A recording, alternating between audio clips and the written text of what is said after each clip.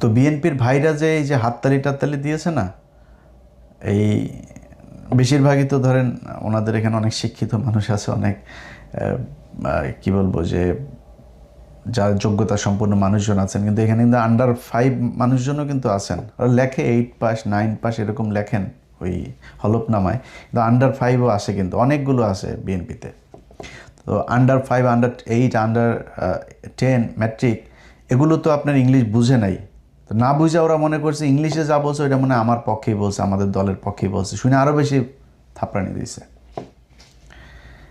কিন্তু বাস্তবতা হলো আন্দালিব রহমান পার্থ ভাই কালকে তার বক্তব্যের শুরু থেকে শেষ পর্যন্ত এক ভয়ঙ্কর সাপের খেলা দেখিয়েছেন, যেই বক্তব্যের কোনো সারমর্ম নাই, একদম পুরোটাই ভোগাজ, মিথ্যা, অপতথ্য, বিভ্রান্তিমূলক কথাবার্তা বলে গিয়েছেন।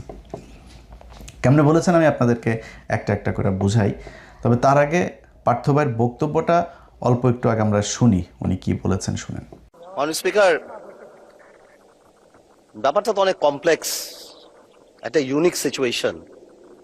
আমি আমার সম্মানিত বিরোধী দলের নেতাদের চোখে আবেগ দেখি, কথায় দেখি, তবে একটা জিনিস এটাও দেখি যে কেন জানি প্রথম থেকেই আমাদেরকে জুলাইয়ের বিরুদ্ধে নিয়ে যাওয়ার একটা পায়তারা দেখতে পাচ্ছি।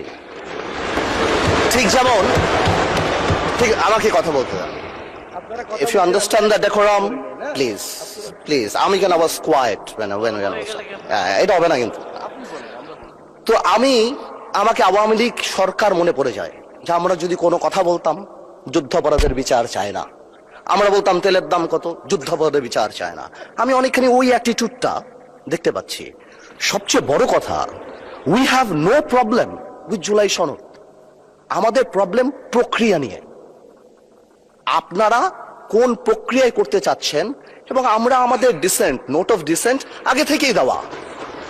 আমাদের প্রক্রিয়া ছিল, আপনারা দেখেন, উইথ ডিউ রেসপেক্ট, একদম রেসপেক্টের সাথেই বলি, রাষ্ট্রপতির ক্ষমতা কমাতে যে আমরা প্রধানমন্ত্রী বা ক্যাবিনেটের ক্ষমতা অনেকাংশে বাড়িয়ে দিয়েছি। দ্যাট ইজ দ্য ইস্যু, আর তো কিছু ছিল না। এই কারণেও এবার আমরা আমাদের কনস্টিটিউশনাল ফ্রেমওয়ার্ক রিয়েলাইজ করেছি উই নিড চেঞ্জ। আমরা মনে করি, বাট আমরা আজকে এখানে, আমরা পলিটিশিয়ান, আমাদের মাথায় রাখতে হবে that we must mitigate the harshness of the relevant provisions of the Constitution. At the same time, we must uphold the spirit of July. এই ব্যালেন্স আমাদেরকে করতে হবে। কিন্তু আপনারা তো আমাদেরকে লগর সেটে পাঠিয়ে দিচ্ছেন। আপনার এখানে যারা বসা, আমার মাননীয় প্রধানমন্ত্রী কত বছর এক্সাইল, পাশে আমাদের মাননীয় এলজিআরডি মন্ত্রী কয়বার জেল খেটেছে, তার পাশে আমির খসরু সাহেব একসাথে জেলে ছিলাম, তার পাশে সালাউদ্দিন সাহেব কতদিন বিদেশে ছিল, এমন একটা ভাব, কত বছর বিদেশে ছিল। এখানে আমরা যারা আছি, আমরা সবাই জুলাই যোদ্ধা। আপনাদের বিরোধী দলীয় সম্মানিত মাননীয় আমাদের যে বিরোধী দলীয় নেতা, উনি উনার ভাষায় এত সুন্দর করে আমাদেরকে রেকগনাইজ করেন, কিন্তু যখনই ফ্লোর আপনাদের হাতে চলে যায়, আপনারা আমাকে অ্যাটাক করেন অ্যাজ ইফ আমরা জুলাইতে আমাদের কোনো কন্ট্রিবিউশনই নাই। একদিন এক ভাই দাঁড়িয়ে বলল, গতকালকে সম্মানিত সংসদ সদস্য দাঁড়িয়ে বলল যে আমাদের এখান থেকে বলা হয়েছে এই আন্দোলনের সাথে আমাদের সম্পৃক্ততা নাই। অফকোর্স আমরা এই কথা বলেছি, because it was politically correct. We never wanted to give it a political face. আমরা চাচ্ছিলাম ছাত্র আন্দোলন বা যেই কোটা আন্দোলন হচ্ছিল ওইভাবে যাক। এই রেভলিউশনকে আমরা শ্রদ্ধা করি। 17 বছর আমরা কষ্ট করেছি। এখানে আমার ভাইয়েরা অনেক বেশি কষ্ট করেছে। আমরা জেলে গিয়েছি, আন্দোলনে ছিলাম, 20 দলে ছিলাম, 4 দলে ছিলাম, অনেক আগে থেকে। আমরা চাই না, কিন্তু এই যে একটা প্রক্রিয়া, সংবিধানকে ছুঁড়ে ফেলে দাও, সংবিধানকে ছুঁড়ে ফেলে দাও। সংবিধানকে ছুঁড়ে ফেলবো কেন? সংবিধানকে মনে করায় দেয় যেটা 71-এর পরাজয়ের দলিল। আমি সংবিধান কেন ছুঁড়ে ফেলে দেবো? এই সংবিধান দিলে গাত্রদাহ কেন হবে? এত গায়ে লাগবে কেন? If I don't like it, there are relevant provisions within the constitution যে আমি পরিবর্তন করতে পারি। আমার দরকার কি যে আমি এটাকে ছুঁড়ে ফেলে দেব? পার্থ ভাইয়ের পুরো বক্তব্যের আপনারা যারা শুনেছেন, এটার আরও বড় আছে, দেখে নিন আপনারা ইউটিউব থেকে। এই বক্তব্য শোনার পরে আপনাদের কারোর কি মনে হয়েছে যে উনি বিএনপির নেতা নাকি বিজেপির নেতা? ওনার বক্তব্যের প্রথম প্রশ্ন হইল এইটা। ওনাকে আগে আমাদেরকে বলতে হবে উনি বিএনপি না বিজেপি। এই গেল দেড় মাসে এই সরকারের যে মেয়াদ, এই দেড় মাসে আপনারা সোশ্যাল মিডিয়াতে, কোনো পত্রিকাতে, কারোর কোনো ফেসবুক পোস্টে কোথাও কোনো দিন কেউ শুনেছেন কেউ আন্দালিব রহমান পার্থ ভাইকে অ্যাড্রেস করে বলেছে যে পার্থ ভাই আপনি কেন জুলাই সনদের বিরুদ্ধে? বা বিজেপিকে বলেছে কেউ, ওনার রাজনৈতিক দল যেটা, কেউ বলেছে? কেউ বলে নাই। ওনাকে কেউ অ্যাড্রেসও করে নাই, ওনাকে অভিযুক্তও করে নাই, কিছুই করে নাই। কিন্তু উনি নিজের গায়ে নিলেন অ্যাজ ইফ উনি একজন বিএনপির মন্ত্রী, বা মনে হয়েছে উনি বিএনপির মানে প্রধানমন্ত্রী বা মহাসচিব, এরকম একটা দায়িত্ব নিয়ে উনি কালকে বিএনপিকে খুবিয়ে দিয়েছেন। কারণ জিনিস কিন্তু হেভি জিনিস একটা। পার্থ ভাই কিন্তু কোনো সমস্যা হয় না কখনো। ধরেন আওয়ামী লীগ বিএনপি যখন যারাই ক্ষমতায় আসুক কোনো সমস্যা হয় না। একদিকে হেলাল সাহেবের মেয়ের জামাই ভাইও মোটামুটি ভালো নেতা টেতা ছিল। তারপরে ধরেন এখনও কোনো সমস্যা নাই, আওয়ামী লীগের সঙ্গে ব্যবসা পাতি সব কিছু চলেছে, কোনো সমস্যা হয়নি। তো এখন বিএনপি আসার পরে তো ফুল ফেসে ওনাকে বিএনপি হইতে হবে, কারণ আওয়ামী লীগের অনেকের দায়িত্ব কিন্তু পার্থ ভাইয়ের হাতে, পার্থ ভাইয়ের মাথায়। পার্থ ভাইয়ের অনেকের ব্যবসা ট্যাবসা অনেক কিছু দেখাশোনা করা লাগে, তো এগুলি করা লাগে। ওনার কালকে যে বক্তব্য দিয়েছেন সেটাতে উনি বুঝিয়ে দিয়েছেন বিজেপি বলে বাংলাদেশে কোনো দল নাই, উনি বিএনপির। তো পার্থ ভাইয়ের আমি বলবো যে পার্থ ভাই আপনি এক কাজ করেন, আপনি আপনার দল অ্যাবলিশ করে দেন, করে আপনি বিএনপিতে করেন, অথবা দলকে এখানে কোয়ালিশন করান, কোলাবোরেট করায় তারপরে বিএনপির সাথে আপনি মানে একটা সমঝোতার ভিত্তিতে একটা রাজনীতি করেন, সরাসরি বিএনপি করেন। আপনার আর বিএনপিরও আপনার মতো লোকের দরকার আছে, কথা বলার, বুঝছেন না, ইংলিশ টিংলিশ বাংলা টাংলা মিলায় সুন্দর করে কথা বলার লোক বিএনপিতে নাই। তো বিএনপির এই মুহূর্তে ধরেন আমি ওই যে মোয়াজ্জেম হোসেন আলাল ভাইটাই এরকম কিছু লোকজন আছে, এখানেও সংসদেও কিছু লোকজন আছে, বাট বেশিরভাগই মানে একদম উপরের দিকের নেতাদের কারোর কথাই শ্রুতিমধুর না, শুনতে ভাল লাগে না, কেমন যেন মনে হয় আর কি। তো পার্থ ভাই একজন আছে, ওইটার প্রক্সি দিতে পারবে বিএনপির হয়ে, ওনার উচিত। এবং বাস্তবতা হচ্ছে আন্দালিব রহমান পার্থের কিন্তু কোনো দল নাই। বিজেপি নামে যেই দল আপনারা দেখেন সেই দলের কিন্তু কার্যকরী কোনো কার্যক্রম কিংবা সাংগঠনিক কোনো কিছু নাই। ওনার এই দল বাতিল হয়ে যাওয়া উচিত। কারণ হলো ওনার দলের মহাসচিব যিনি আছেন তিনি আমাকে আজ থেকে 2 থেকে আড়াই মাস আগে একটা বক্তব্য দিয়েছিলেন, একটা অডিও এবং ভিডিও। প্রথমে অডিও নিয়েছিলাম, এরপর আবার ভিডিও উনি দিয়েছেন, সব মিলে ঘণ্টাখানেকের একটা রেকর্ড আছে।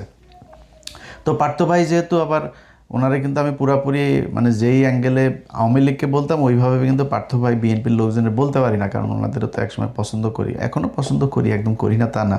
পার্থ ভাইয়ের প্রতি একটু রাগ আছে, উনি প্রথম আলোয় গিয়েছিলেন, বাট অত বেশি রাগ নাই, আবার এরপরে ওনার সাথে কথাবার্তা হয়েছিল। তো উনি মহাসচিব ওনার যে অভিযোগ করেছে সেই অভিযোগ ভয়ঙ্কর অভিযোগ। ওনার দলের মহাসচিব ওনার বাবার সাথে রাজনীতি করেছেন, রাজনীতি করার পরে উনি কিন্তু এই দলের চেয়ারম্যান হইতে পারতেন, কিন্তু ওনার বাবার সন্তান যেহেতু অল্প বয়স, তারপরেও আন্দালিব রহমান পার্থকে উনি চেয়ারম্যান করে দিয়েছেন সম্মান দেখিয়ে। অথচ সেই ব্যক্তিকে এই যে এবার নির্বাচন গেল না, উনি বারবার চেয়েছেন যে উনি মনোনয়ন নেওয়ার জন্য তারেক রহমানের সাথে একটু কথা বলার জন্য, তারেক রহমানের সাথে কথা বলতে দেওয়া হয়নি। ওনার আশপাশে যারা আছেন মহাসচিবকে জিজ্ঞেস করে কাউকে নেয়ও না, কাউকে বাদও দেয় না, সব নাকি আওয়ামী লীগ, ছাত্রলীগ, যুবলীগের লোকজন নিয়ে পার্থ ভাই এখন তার দল বানিয়েছে। আচ্ছা, তারপরে হলো গিয়া উনি আটক হয়েছিলেন না জুলাই আন্দোলনের শেষ দিকে, 5ই আগস্টের ঠিক আগ মুহূর্তে। এই আটক হওয়াটা আটক ছিল না, এটা স্বেচ্ছায় শেখ মুজিবের মতো পাঞ্জাবি লুঙ্গি ইস্ত্রি করে তারপরে পাকিস্তানিদের হাতে ধরা দেওয়ার মতো।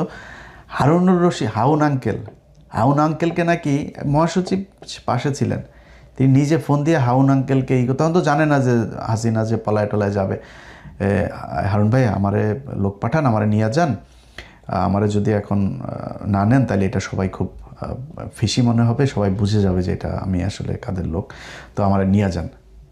এতক্ষণ যা বললাম না ওনার দলের ব্যাপারে, এই কথাগুলো আমার না, ওনার লম্বা বক্তব্য, আমি ওইখান থেকে আপনার 2-1 মিনিটের একটু বক্তব্য শোনাই। ওনার মহাসচিব যে কথাগুলো বলেছে ওই মহাসচিবের বক্তব্যে এই কথাগুলো আছে, আমি নিজের থেকে কিছু বানায় বলি নাই। আপনার সাথে এই দলটা তৈরি করছি, এসআর সাহেবের সাথে আমরা বের হয়ে গেলাম শুধুমাত্র একটা মাত্র কারণ যে এসআর সাহেব আওয়ামী লীগের সাথে থাকবে, এই জন্য উনি তো ওইদিকে চলে যাবে, আমরা জানতাম যে উনি চলে যাবে। হ্যাঁ, তো নাজিবুর রহমান বলছে যে উনি এই জন্য এরকম করতেছে। এবং যেদিন নাকি এটা আমরা দলটা তার সাথে ভাগাভাগি হয়, ওই দিন পার্টির বিষয়ে অনেক ঝামেলা হয়েছে। ওই দিন নারায়ণগঞ্জের ওই যে নাসিম ওসমান, সাবিম ওসমানের বড় ভাই বলছিল, ওর সাথে আমার টাকাটাকি হয়েছে। তো পরবর্তীতে মঞ্জু ভাই মারা যাওয়ার পরে, মানে নাজির রহমান মঞ্জু ভাই মারা যাওয়ার পরে আমরা পাটকুড়ে বানাইলাম দলের। তার মাও হইতে চাইছে, তার মায়ের রাজি হয়ে যায় যে তার মা যেহেতু সরাসরি শেখ হাসিনার আপন মামাতো ফুয়াতো বোন, কারণ উনি প্রায়ই ওনাদের ইচ্ছা বলে, ওনাদের কাহিনী বলে, বোনের কাহিনী। তাছাড়া তার নানার ছবি, শেখ সাহেবের ছবি, তার ভাই শেখ মুজির ছবি সামনে নিয়ে কান্নাকাটি করে। এই সমস্ত কারণে ওনাকে আমরা সাপোর্ট না করে পাঠ করে বানাইছি। তো পার্থ ঠিকই ছিল, সমস্যাটা হচ্ছে সে একটু আওয়ামী তোষণটা করে খুব কায়দা করে, কিন্তু বক্তব্য দেয় খুব চটকদার, খুব সুন্দর করে বক্তব্য দেয় আওয়ামী লীগের বিরুদ্ধে। এইটার উপরেই সবাই খুশি হয়ে যায়, কিন্তু সে বিতর্কত ভাবে সে ক্ষতি করে।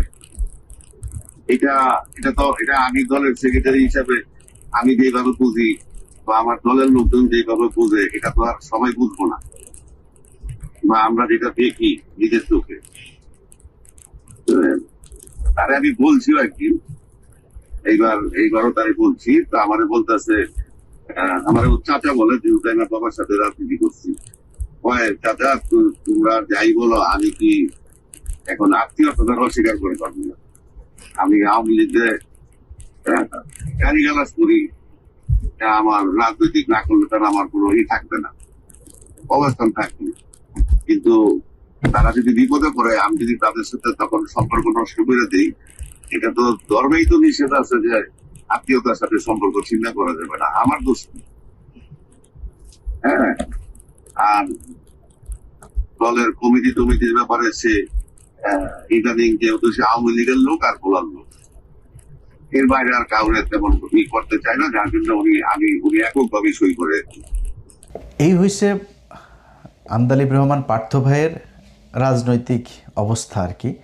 তো ওনার দল বলে এখন আর কিছু নাই, এই দল দিয়ে যে জীবনে কোনোদিন ক্ষমতায় আসতে পারবে সেটাও না। আবার কারোর সাথে কোয়ালিশন না করলে যে কোথাও এমপি হইতে পারবে, ওইটাও আমার মনে হয় না যে কখনো সম্ভব। এই কারণে উনি বিএনপিকে পুরো ওন করে তারপরে বিএনপির হয়ে উনি জামাতের বিরুদ্ধে সর্বোচ্চ ম্যাক্সিমাম অ্যাটাক করেছেন। ম্যাক্সিমাম অ্যাটাকের মানে শেষ মাত্রাটা কোনটা? জামাত ইসলাম নাকি কবে বলেছেন যে সংবিধান ছুঁড়ে ফেলে দেওয়ার কথা। আমি শুনি না জামাত ইসলামের কে এই কথা বলেছেন, ইভেন ওনারা মনে হয় এটা বলেও নাই। যেটা চায় এই সংবিধান আমরা চাই না, এই সংবিধান সংশোধন হোক, রিপ্লেসমেন্ট হোক, আর যেটাই হোক, এটা জামাত ইসলাম চায়, আমরাও চাই, দেশের মানুষ সবাই চায়, ইভেন বিএনপির মানুষও চায়। এখন উনি বলেন যে যারা এটা ছুঁড়ে ফেলতে চায় তাদের কি মনে হয় ৭১-এর সেই হেরে যাওয়ার সেই দলিল এই কারণে ছুঁড়ে ফেলতে চান? এই যে বক্তব্যটা উনি দিয়েছেন, এটা সবচেয়ে একদম এক্সট্রিম লেভেলের একটা অ্যাটাক করেছেন জামাত ইসলামকে। কিন্তু এই অ্যাটাকটা তো উনি জামাত ইসলামকে করেন নাই। আপনারা এই বক্তব্যটা সবাই শুনেছেন খালেদা জিয়ার, যে খালেদা জিয়া বলে গিয়েছিলেন যে যদি ক্ষমতায় আসেন তাহলে তিনি এই সংবিধান ছুঁড়ে ফেলবেন। এই সংবিধান হলো আওয়ামী লীগের একটি ইশতেহার। এই সংবিধানকে যেই দিন জনগণের সরকার আসবে সেই দিন এই সংবিধানকে ছুঁড়ে ফেলে দেওয়া হবে। এই সংবিধান তাইলে এখন বলেন আপনি, আন্দালিব রহমান পার্থ এটা কি খালেদা জিয়াকে বলেছেন না জামাত ইসলামকে বলেছেন? কারণ আওয়ামী লীগ মনে করে খালেদা জিয়া, জিয়াউর রহমান এরা সবাই পাকিস্তানের লোক, পাকিস্তানের এজেন্ট ছিল, রাজাকার ছিল, পাকিস্তানের হয়ে বাংলাদেশের মানুষের বিরুদ্ধে যুদ্ধ করেছে। এটা শেখ হাসিনা বহুবার বলেছে। খালেদা জিয়া হলো পেয়ারে পাকিস্তান এগুলো বলে কথা বলেছে, এটা আপনারা শুনেছেন অনেকেই। आए मेरे जान प्यारे दमान आंखों की तारा आसमान की चांद मेरे जान পাকিস্তান। এ হলো খালেদা জিয়ার কথা। বিএনপির হৃদয় তো থাকে পাকিস্তান, তাদের মনেই আছে পাকিস্তান, দিল মে হায় প্যারে পাকিস্তান। এইসব কারণেই এই যে পাকিস্তানের পন্থী এগুলো বলার কারণে কিন্তু আজকে পর্যন্ত এই মুক্তিযুদ্ধের বিষয় নিয়ে খালেদা জিয়া এবং হাসিনা, এই যে জুলাইয়ের যে আন্দোলন হইল, এই 15 বছরের যে স্বৈরশাসন, এগুলো সব কিন্তু এই মুক্তিযুদ্ধের এগুলোকে কেন্দ্র করে। এবং আন্দালিব রহমান পার্থ আবারও ফের সেই 71 নিয়ে এখানে খোঁচাটা দিলেন। তিনি যেটা করেছেন এটা আমি মনে করি জামাত ইসলামকে এর চাইতে বেশি বড় অ্যাটাক করে কথা বলার, আমি জানি না জামাত ইসলামের কেউ কোনো দিন সংসদের দ্বারায় আন্দালিব রহমান পার্থকে বা সরাসরি দেখা হইলেও বলেছে কিনা, কিন্তু আন্দালিব রহমান পার্থকে এই অ্যাটাকটা করতে হয়েছে কারণ ওনাকে তারেক রহমানের সাথে বিএনপির সাথে এমন খাতের দিতে হবে অ্যাজ ইফ এটা মনে হয় যে আন্দালিব রহমান পার্থ মানে বিএনপির বিশাল বড় একজন শুভাকাঙ্ক্ষী, এই কারণে তারা তেলবাজি করে ওইখানে যাইতে হবে, এই জন্যই সে এটা করেছেন। এখন আমার কথা হলো যে যেই সংবিধান নিয়ে আপনি মানে যেই বিষয়টা নিয়ে আলোচনা যে এই জুলাই সনদ, এটা বিএনপির কেউই চায় না। ওনার বক্তব্যে উনি বলেছেন যে বিএনপিও এটা চায়, তারা জামাত ইসলাম এমনভাবে কথা বলে আমাদেরকে জুলাইয়ের বিপক্ষ প্রতিদ্বন্দ্বী হিসাবে আমাদেরকে দাঁড় করিয়েছে। বা এটা জামাত ইসলাম দাঁড় করায় নাই, আপনি যে বিএনপির হয়ে কথা বলতে চাচ্ছেন, বিএনপি শাস্তে চাচ্ছেন, আপনার সেই বিএনপি এই কাজ করেছে। কি কি করেছে একটা একটা করে বলি। নির্বাচনের আগে ভারতীয় পত্রিকা আনন্দবাজার থেকে শুরু করে NDTV, India today, Indian express, Times, এরা সবাই কি বলেছে যে তারেক রহমান ভারতের সাথে কথা বলে এসেছে এবং তাদেরকে সেই নিশ্চয়তা দিয়ে এসেছে যে তারেক রহমান বাংলাদেশে গেলে হাসিনার রাজনীতি আবার আওয়ামী লীগকে স্বাভাবিক রাজনীতি করতে দিবে, হাসিনার বিরুদ্ধে সব মামলা তুলে নিবে। এটা যে ওদের পত্রিকা বলেছে সেইটা না, খালি দলের মহাসচিব থেকে শুরু করে অনেক নেতা এই কথা বলেছেন, আওয়ামী লীগের কোনো মামলা রাখা হবে না, আওয়ামী লীগ বিএনপি ভাই ভাই, আওয়ামী লীগের লোকজন সব বিএনপিকে ভোট দেখ, এই কথা আপনারা প্রকাশ্যে নির্বাচনের ক্যাম্পেইনের সময় বলেছেন। নির্বাচন শেষ হয়েছে, প্রথম বক্তব্য সালাউদ্দিন আহমেদের, আমরা এই সংস্কার গণপরিষদের যেই শপথ এইটা আমরা নিব না। হ্যাঁ ভোট না ভোট দিল বাংলাদেশের 80% মানুষ, হ্যাঁ পক্ষে ভোট দিল। সালাউদ্দিন সাহেব বলে দিলেন এইটা হ্যাঁ ভোট না ভোট এগুলি কোনো বিষয়, জুলাই সনদ টনদ এগুলো, কয়েকজন এমপিও বলেছেন এই কথা। সালাউদ্দিন আহমেদ অফিসিয়ালি বক্তব্য দিলেন যদি এইটা হয় ওইটা হয়, শিলং থেকে এই মেয়ে এনে দেয়, শিলংয়ে আমার আগে যে মদ খাইতে দিত সেই ব্র্যান্ডের মদ দেওয়া হয়, তারপরে শিলংয়ে যাওয়ার আগে যে মাগি নিয়ে আমি ধরা খেয়েছিলাম সেই মাগিকে যদি আমার সাথে নিয়মিত আসতে দেওয়া হয়, এইভাবে আমাকে যদি এগুলি করতে দেয়, নানান হয় টয়ের পরে যদি হয় তাহলে হতেও পারে। সালাউদ্দিনের বক্তব্য এটা। কি বললেন সংবিধান সংস্কার পরিষদ, এটা যদি কনস্টিটিউশনে ধারণ করা হয়, সেই মর্মে অ্যামেন্ডমেন্ট হয় এবং সেই শপথ পরিচালনার জন্য সংবিধানের 3য় তফসিলে ফরম হয়, কে শপথ পাঠ করাবেন সেটা নির্ধারিত হয়, এতগুলো হয় এর পরে তারপরে হলে হতে পারে। আচ্ছা, এরপরে উনি বলেছেন যে কেন বিপ্লবী সরকার হইল না, সাংবিধানিক ধারাবাহিকতা কেন রক্ষা করা হইল। ভাই, এই চুপপুরে সরাইতে চেয়েছে ইউনূস, ছাত্ররা, জামাত ইসলাম, চুপপুরে সরাইতে দেয় নাই বিএনপি, ওয়াকারকে সরাইতে চেয়েছে এই খলিল, এই ইউনূসেরা, ওয়াকারকে সরাইতে দেয় নাই বিএনপি। এটা মানে এটা তো আর আপনার ইয়ের কথা না, মানে ওনারা বলেছেন বা হওয়ার কথা না। এই কালের কণ্ঠে এক আওয়ামী দালাল আছে হায়দার আলী, এই হায়দার আলী রাষ্ট্রপতির এক সাক্ষাৎকার ছেপেছে, আপনারা দেখেছেন তো সেটা।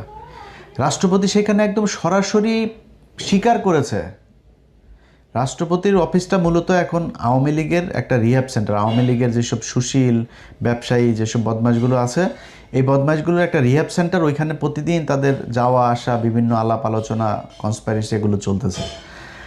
এই লোকগুলোকে কিভাবে আপনার এই যে চুপ্পুকে কিভাবে বিএনপি আপনার শেল্টার দিয়েছে, তাকে রাখতে চায় না জামাত ইসলাম, তাকে রাখতে চায় না ইউনূস, তাকে কিভাবে এখন বিএনপি আদর আপ্যায়ন করে, আমরা এগুলো তো নিজের চোখেই দেখছি। এই যে ওয়াকার, তাকে রাখতে চায় না এই ছাত্ররা, বিএনপি তাকে রাখতে চেয়েছে। তারপরে বিপ্লবী সরকার করতে চেয়েছে, বিএনপি হইতে জাতীয় সরকারে যায় নাই, বিপ্লবী তো না জাতীয় সরকার, বিএনপি জাতীয় সরকারে রাজি হয় নাই। তো এগুলো তো ওপেন সিক্রেট, আপনি জানেন না বিএনপিকে কেন সন্দেহের চোখে দেখা হয়। বিএনপির অনেকগুলো এরকম কারণে মানুষ এখন সন্দেহের চোখে দেখে যে বিএনপির কথা আর আওয়ামী লীগের কথা তো একই রকম। ওগুলি সব যদি বাদও দেন, নির্বাচনের পরে কতগুলো আওয়ামী লীগের নেতা জামিনে মুক্তি পেয়েছে। এলাকায় আওয়ামী লীগের লোকজন, আমার এলাকার কথা বলে, আওয়ামী লীগের লোকজন সব এখন ওপেনে আরামসে চলাফেরা করে, সব বিএনপির দলে গিয়ে ভিড়েছে এবং বিএনপি তাদেরকে শেল্টার দিচ্ছে। বিএনপির এমপি তিনি নিজে বলেছেন, হারুন নিজে বলেছে যে থানা ঘেরাও করা হবে যদি আওয়ামী লীগের কাউকে ধরা হয়। এই জন্য বিএনপিকে জুলাইয়ের প্রতিদ্বন্দ্বী হিসাবে দাঁড় করানো হয়েছে। বুঝেন না আপনি? এমনিতেই গায়েবী আওয়াজ এসেছে আপনার কাছে আর আপনি শুরু করে দিলেন। মূলত আপনি জানেন, আপনি কিন্তু কথারে মানে টকশো করার জন্য আপনি অনেক এক্সপার্ট, আপনি এই কথার এগেনস্টে কি বলতে হবে সেটা আপনি খুব ভালো করে জানেন, কিন্তু বলেন নাই। না বলে এই যে আজকে টেবিল চাপড়াইছে না বিএনপির অশিক্ষিত কিছু লোকজন, এদের এই চাপড়ানিটা খাওয়ার জন্য আর হইল গিয়া নিজে বিএনপির একটু তেল দিয়া তারপরে পদধূলি পাওয়ার জন্যই আপনি এগুলো বলেছেন। এটা আমরা বুঝি পার্থ ভাই, আপনি এত অজ্ঞানী বা এত অশিক্ষিত মূর্খ লোক না, আপনি সব বুঝেই তারপরে এগুলো করেছেন। এখন কথা হইল যে সংবিধান নিয়ে যদি নাকি আপনারা মনে করেন, যেটা আপনিও আজকে যুক্তি দেখিয়েছেন, এটা সালাউদ্দিন যুক্তি দেখায়, আইনমন্ত্রীও যুক্তি দেখিয়েছে যে কি এই ধারাবাহিকতাটা করা না হলে আগে কেন বিপ্লবী সরকার করা হয় নাই, না হওয়ার কারণে আজকে এখন আমরা রাষ্ট্রপতিকে রেখে সাংবিধানিক ধারাবাহিকতা শেখ হাসিনার সংশোধনী যেটা শেষে করে দিয়ে গেল, কোথাও ছিল আপনার যে তত্ত্বাবধায়ক সরকার আসবে, অনির্বাচিত কোনো সরকার আসতে পারবে।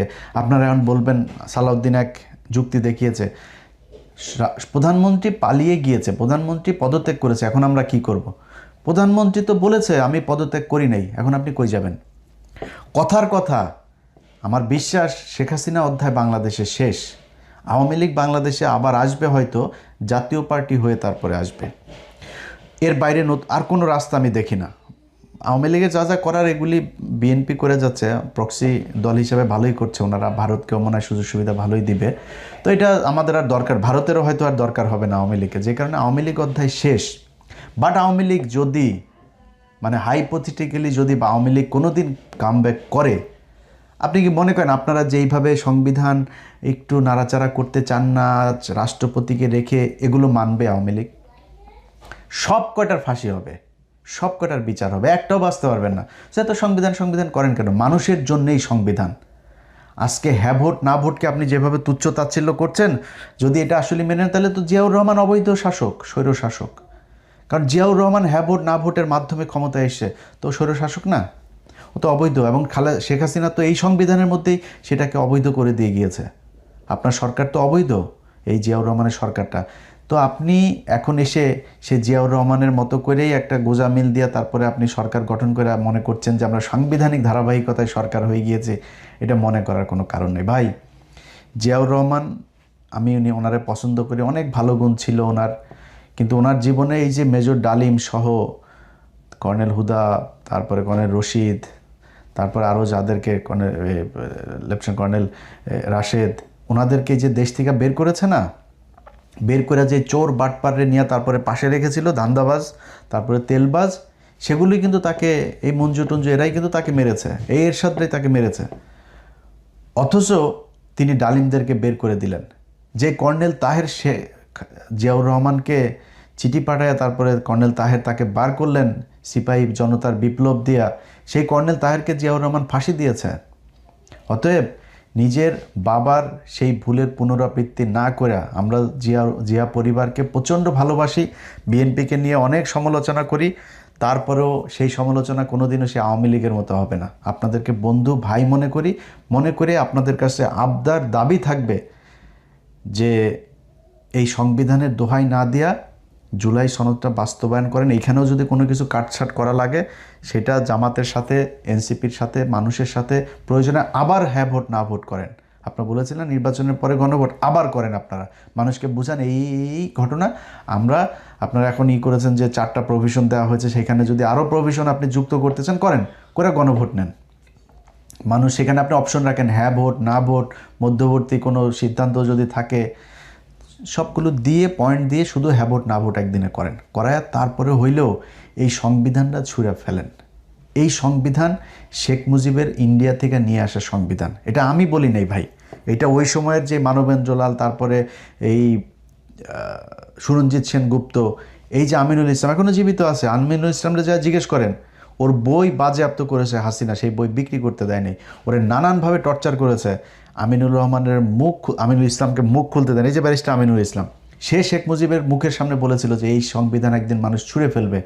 ওরে বলছিল শেখ মুজিব, তুই কে, 2 দিনের বাচ্চা, তুই আমার মুখের উপরে এসে কথা বলিস? বের করে দিয়েছে ইয়ে থেকে। 1 2 জন না, এই যে আমরা আজকে যেই এই মুক্তিযুদ্ধের সর্বাধিনায়ক বলি না, জেনারেল উসমানী, এই যে শেখ মুজিব ওনারে বহিষ্কার করে দিয়েছে।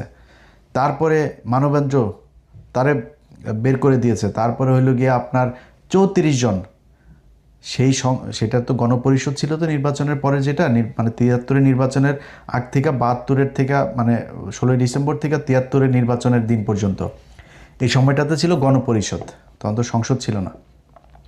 তো এই গণপরিষদ মাত্র 34 জনকে রেখে শেখ মুজিব সবগুলোরে বাদ দিয়ে দিয়েছিল, এবং এই 34 জনকেই তার খুব তেল মারা কিছু লোকজনে নিয়ে সে একটা সংবিধান করলো। এই সংবিধান নিয়ে এই আপনাদের অনেক ইতিহাসবিদ লিখেছেন যে এইটা হইল গিয়া ভাসানী বলেছেন, এই মানবেন্দ্র বলেছেন, তারপরে এই আমিনুল ইসলাম বলেছেন, এরকম আরও অনেকে বলেছেন এইটা। আচ্ছা, আরেকটা লোক আছে, ওই লোকটার নামটা আমি ভুলে, একজন নারী, উনি খুব সুন্দর করে লিখেছিলেন যে এই সংবিধানটা হইল ভারত থেকে আনা একটা সংবিধান। অতএব শেখ মুজিবকে ভারতই দিয়েছিল এই সংবিধানটা। প্রতিটা পরতে পরতে সংবিধানের অনেকগুলো জায়গা আছে, আমি সংবিধান একদম পুরো মুখস্থ বলতে পারি না, বাট কিছু কিছু পয়েন্ট আমি জানি।